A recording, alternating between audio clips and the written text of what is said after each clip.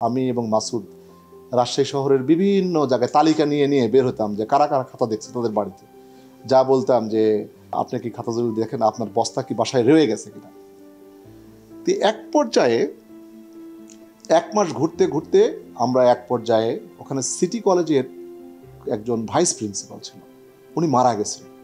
ওনার বাড়ির যায় উপস্থিত হলাম। তখন ওনার ওয়াইফ এবং মেয়ে আমাদেরকে বলল যে হ্যাঁ, খাতাগুলো ফেরত দেওয়া হয়েছে, কিন্তু মারা যাওয়ার জন্য বস্তাটা আমরা পাইনি। ওই সময় যখন ফেরত দেই খাতা, হঠাৎ করে মারা যায় আমার হাজব্যান্ড, ঘুমের মধ্যে মারা গেছে।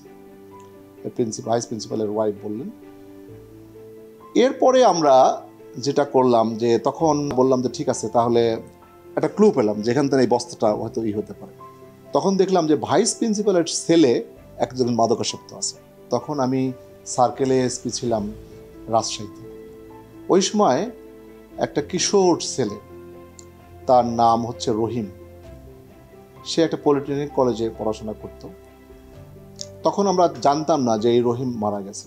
হঠাৎ কোনো একদিন ভোরবেলায় একটা থানা আছে রাজশাহীর শেষ প্রান্তে, গোদাগাড়ি, এবং ওই গোদাগাড়ি থানার মধ্যেই একটা গম ক্ষেতের মধ্যে একটা বস্তা বন্দি একটা লাশ পাওয়া যায়, এবং ওই লাশটা তখনও আমরা জানতাম না রহিমের লাশ। পরবর্তী সময়ে আমরা আনআইডেন্টিফাইড ডেড বডি হিসেবে আঞ্জুমানে মফিদুল ইসলামকে দেওয়া হয় 1-2 দিন পরে। কিন্তু আমরা খুব প্রতিশ্রুতিবদ্ধ ছিলাম যে যে করেই হোক এই ডেড বডির পরিচয় খুঁজে বের করতে হবে, কিন্তু আমাদের কোনো ক্লু ছিল না। তখন সাব ইন্সপেক্টর মাসুদ ছিল, এখন হয়তোবা তিনি এএসপি হয়ে গেছেন, আমি জানি আর কি, এসবিতে কর্মরত আছেন। তো তিনি সহ আমরা চেষ্টা করছি যে কিভাবে উদ্ধার করা যায়, কিন্তু কোনো ক্লু যখন পাওয়া যাচ্ছিল না, তখন একটা ক্লু পাওয়া গেল যে বস্তার পরে লেখা ছিল যে মাধ্যমিক এবং উচ্চ মাধ্যমিক শিক্ষা বোর্ড রাজশাহী। তখন আমরা মাধ্যমিক এবং উচ্চ মাধ্যমিক শিক্ষা বোর্ড রাজশাহীতে গেলাম যে বস্তা আপনাদের কিনা। বলে যে হ্যাঁ, এই বস্তা আমাদের। আমরা তো সাধারণত এসএসসি এবং এইচএসসির খাতা যারা মূল্যায়ন করেন তাদের কাছে এই বস্তায় আমরা খাতাগুলো প্রেরণ করি, আবার এই বস্তায় আমাদের কাছে পাঠায় দেয়। অনেক সময় পুরাতন হয়ে গেলে আমরা বিক্রিও করে দিই। কাজেই আমরা খুব একটা অগ্রগতি করতে পারছিলাম না যে এই বস্তায় যে কোত্থেকে আসলো। তারপরেও কিন্তু আমরা 1 মাস চেষ্টা করছি। প্রতিদিন কাজ শেষে আমি এবং মাসুদ রাজশাহী শহরের বিভিন্ন জায়গায় তালিকা নিয়ে নিয়ে বের হতাম যে কারা কারা খাতা দেখছে তাদের বাড়িতে। যা বলতাম যে আপনি কি খাতা যদি দেখেন আপনার বস্তা কি বাসায় রয়ে গেছে কিনা।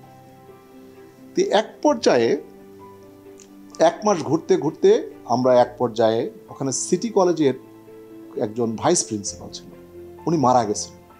ওনার বাড়ির যায় উপস্থিত হলাম। তখন ওনার ওয়াইফ এবং মেয়ে আমাদেরকে বলল যে হ্যাঁ, খাতাগুলো ফেরত দেওয়া হয়েছে, কিন্তু মারা যাওয়ার জন্য বস্তাটা আমরা পাইনি। ওই সময় যখন ফেরত দেই খাতা, হঠাৎ করে মারা যায় আমার হাজব্যান্ড, ঘুমের মধ্যে মারা গেছে। ভাইস প্রিন্সিপালের ওয়াইফ বললেন। এরপরে আমরা যেটা করলাম যে তখন বললাম যে ঠিক আছে, তাহলে একটা ক্লু পেলাম যেখান থেকে এই বস্তাটা হয়তো হতে পারে। তখন দেখলাম যে ভাইস প্রিন্সিপালের ছেলে একজন মাদকাসক্ত আছে। তাকে সন্দেহ হলো, এটা কিন্তু একদম সন্দেহের বশবর্তী হয়ে তাকে আমরা একটা মাদক স্পট থেকে আটক করলাম। আটক করার পরে আমরা তাকে একটা পুলিশ ক্যাম্পে নিয়ে যাই। জিজ্ঞাসাবাদ করার পরে একদম ভোর রাতের দিকে সে বলে যে রহিম ওরফে সিজার তার নাম, তারা বন্ধু। তারা এই বন্ধুত্ব করতে গিয়ে তারা মাদকাসক্ত। তার বাবার কাছে প্রায় টাকা চেত, তার বাবা টাকা দিত না, ওই ভাইস প্রিন্সিপাল মহোদয় টাকা দিত না। পরে সিদ্ধান্ত নেয় যে তার মা যখন চাঁপাইনবাবগঞ্জে, তাদের বাড়ি চাঁপাইনবাবগঞ্জে যাবে, তখন তার বাবাকে তারা খুন করবে। খুন করে বাবার চাবি নিয়ে, বাবার টাকাগুলো নিয়ে তারা বেশি করে মদ বা মাদকাসক্ত হবে আর কি। যে কথা সেই কাজ। মা এক পর্যায়ে, তখন আমের সিজন, চাঁপাইনবাবগঞ্জে চলে যায়। বাবা সাধারণত দুপুরে খাওয়ার পরে, দুধ ভাত খাওয়ার পরে ঘুমায়।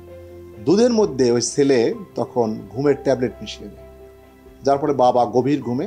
তখন ওই সিজার সহ আর ওই যে ভাইস প্রিন্সিপালের ছেলে আরও 2-3 জন মিলে বাবাকে বালিশ চাপা দিয়ে মেরে ফেলে।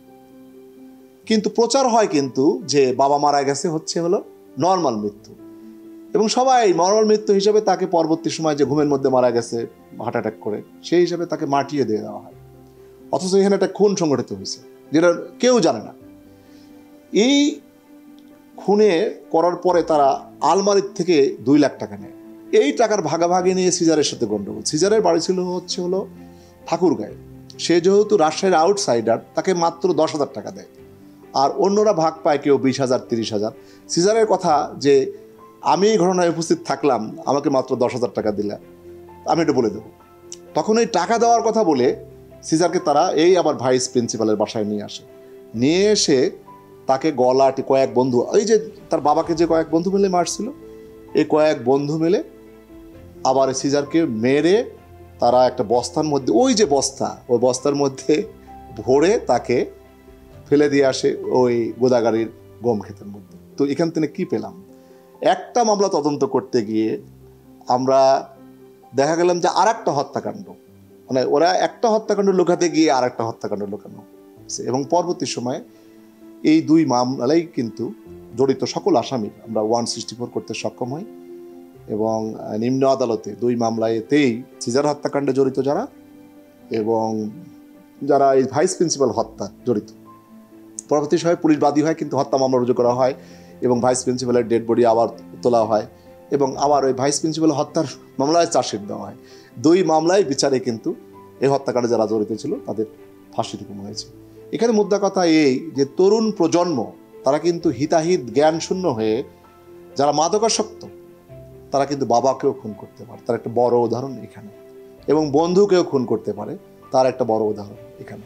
এটি আমার জীবনের একটা বড় অভিজ্ঞতা।